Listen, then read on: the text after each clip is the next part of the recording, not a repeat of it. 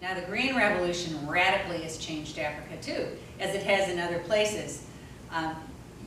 There goes from the small farming, the small family farming that was occurring, and people, when they're very close to their lands and in touch with them, and when they're tied to them in marriage and such, they take care of them. They also there's crop rotation. There's many different ways of making sure the land doesn't become eroded and the land is taken care of. When people tend to come in from other places and purchase and buy, then there isn't that caring, and there is only the dollar is what is driving the whole process, and so often the lands can become eroded. And agribusiness, this is agribusiness where outsiders come in often in agribusiness and will purchase a lot of these small lands for fairly cheap. And then just take machines, this is the Green Revolution, big giant machines, only occupied and run by very few people that are technically qualified to run them. These new, very expensive, thousands and thousands of dollars for these huge machines.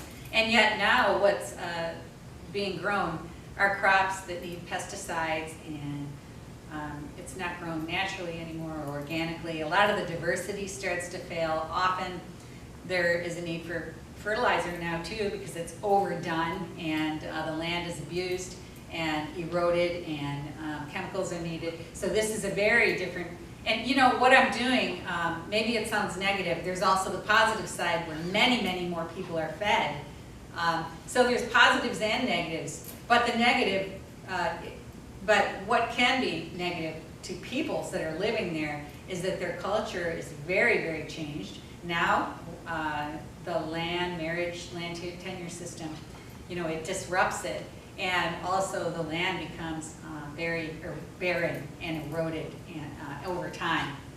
So this is a lot of what has occurred in Africa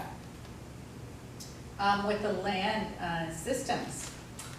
Okay, so wildlife. Wildlife is a huge part of Africa. Today there's a lot of tourism, there's a lot of tour groups. People have all heard about safaris, the elephants, the zebras, the beautiful, large animals, giraffes, rhinoceros, that live in Africa.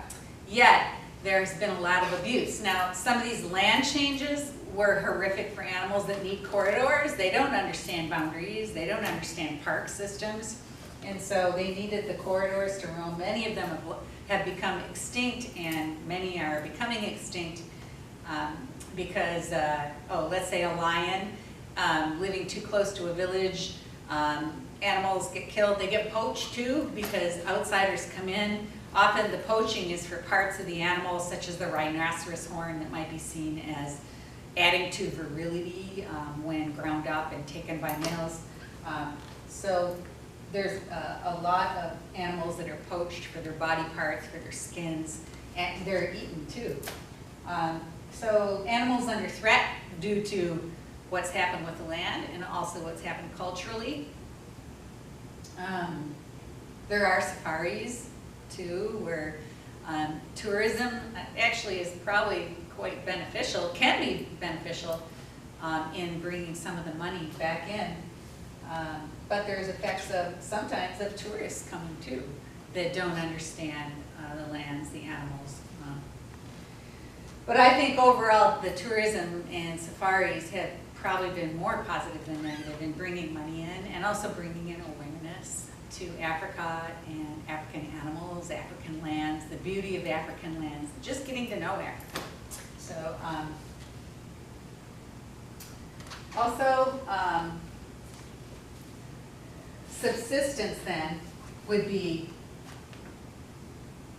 what local peoples have done in the past. That farming, living off the land is subsistence agriculture, and then green agriculture would be the Green Revolution, where that's big machine, corporate farming, and agribusiness is large business that will often purchase lands from these small farms or even the community farms. So the result then, land alienation, where people are alienated from their lands And the cultural difference is the root of most of this. Much of it is that there's just such a different system of land tenure that's all tied up with marriage, different wives, and the ownership is community ownership versus single private ownership. So anyway, that's enough now for talking about land tenure and lands of Africa.